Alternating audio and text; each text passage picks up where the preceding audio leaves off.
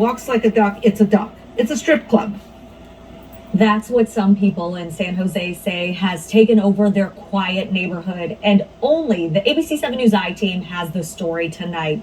Good evening, I'm Karina Nova. And I'm Larry Beal. Thanks for joining us. Neighbors say loud parties every weekend. It's been going on for months despite endless calls to 311, 911, code enforcement, and more. And we should warn some viewers that some of the images and the content that you are going to see could be graphic. ABC 7 News I-team reporter Melanie Woodrow is here with the story you'll see only on 7. Melanie? Larry and Karina, residents tell me if they didn't see this party house with their own eyes, they wouldn't believe it.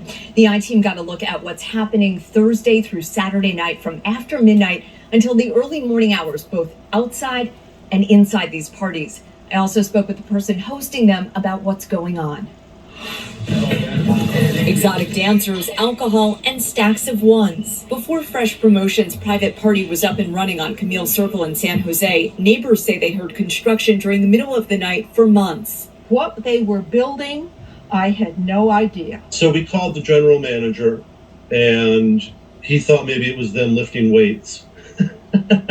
Andy Benzinger is laughing because he believes he now knows what was being built. Residents provided the ABC 7 News I-team with pictures of empty exercise and dance pole boxes thrown out in a communal garbage. Once construction stopped, the music started. It's not Mozart, it's strip club music. Neighbors say they found video from inside the parties by clicking on a map within the Snapchat app. All of these videos public. Most of them too explicit to show here. It's literally every weekend. Benzinger is an attorney whose relative lives on Camille Circle. He's now representing approximately 12 units. This is an unlicensed commercial activity right in the middle of a group of townhomes. It's flabbergasting. It's unbelievable. ABC 7 News obtained video of people coming and going from the complex during the middle of the night. At the base of the stairs, individuals wearing shirts that say security, escorting them to the party by flashlight. It's mild for me. I don't want to live like this. It's why this resident agreed to talk with me, but asked me not to show her face because of concerns for her safety. For months, she says she called 311, 911, and even police directly. When you're calling, what are you telling the 911 call operator? I'm telling them that there is a strip club at this particular unit. And what is the response of the 911 call operator when you say there's a strip club going on at this unit? Basically, they take the call and they tell me that they will deal with it.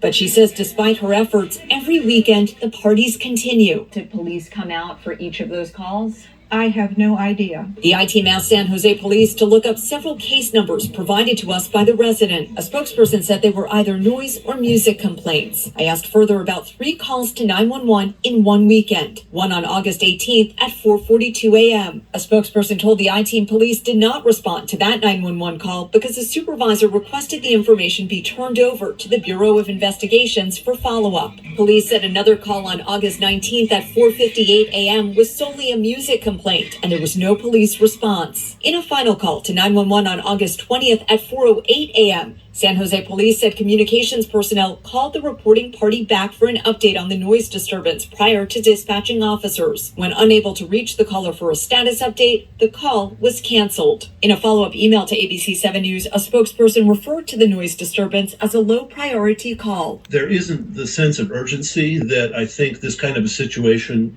is entitled to. A San Jose police spokesperson told the I-team public information officers and other department personnel were not available for interviews. By email, the spokesperson told the I-team SJPD was first made aware of the allegations in early August and that an investigation into what they call the illegal business is open and ongoing. But the person hosting the parties told me he's not doing anything illegal. I called the number listed on the invitations and spoke with someone for 22 minutes who identified himself as Fresh. He told me the private parties are for friends and family, and that his mom, who lived in the townhome, recently passed away. He denied charging money to get in or for bottle service, and told ABC 7 News that $200 for bottles referred to tokens, not dollars. He said the exotic dancers are entertainers, family, and friends, not employees. He called these security guards his brothers, who work a graveyard shift at clubs, and that if they're outside, it's because they're smoking. If it quacks like a duck, walks like a duck, it's a duck. It's a strip club. In addition to SJPD, residents filed complaints with other agencies. San Jose's code enforcement deputy director told the I-Team code enforcement has opened a case to investigate any potential zoning, building, or municipal code violations within its purview. Also, that it is coordinating with SJPD on the issues at the townhome. Then coordinate. Take care of this problem now before it gets worse. The Department of Alcoholic Beverage Control told the I-Team it could not confirm or deny if it's investigating, but reiterated that it looks into every complaint received. Also, that the sale of alcoholic beverages in California without an appropriate license is a misdemeanor violation of the Business and Professions Code. An attorney for the Homeowners Association told me he had no comment. Enforcement aside, a person who told me she's been helping the landlord said an eviction process is underway, but also takes time. Texting me, quote, "We are doing everything we can to get these people out ASAP while we are waiting for the court clerk to process the paperwork." An effort the party's host may be aware of. When I shared neighbors' concerns, he apologized and offered to keep the music down. He also said he expects to leave within the next 20 days. Thursday afternoon, a sheriff's deputy walked up the stairs and placed an eviction notice on the window, giving the people inside until September 6th to leave or be forced out. In the meantime, people who live here are at their wits' end. I really feel traumatized by it. This is not safe. It's dangerous. It only takes one time for things to go terribly wrong here. So whoever is inside has until next Wednesday to leave the premises, and we'll have to wait and see what happens. Big holiday weekend. So the question here is, will they have some parties to sort of close out the weekend? We'll talk to residents and find out.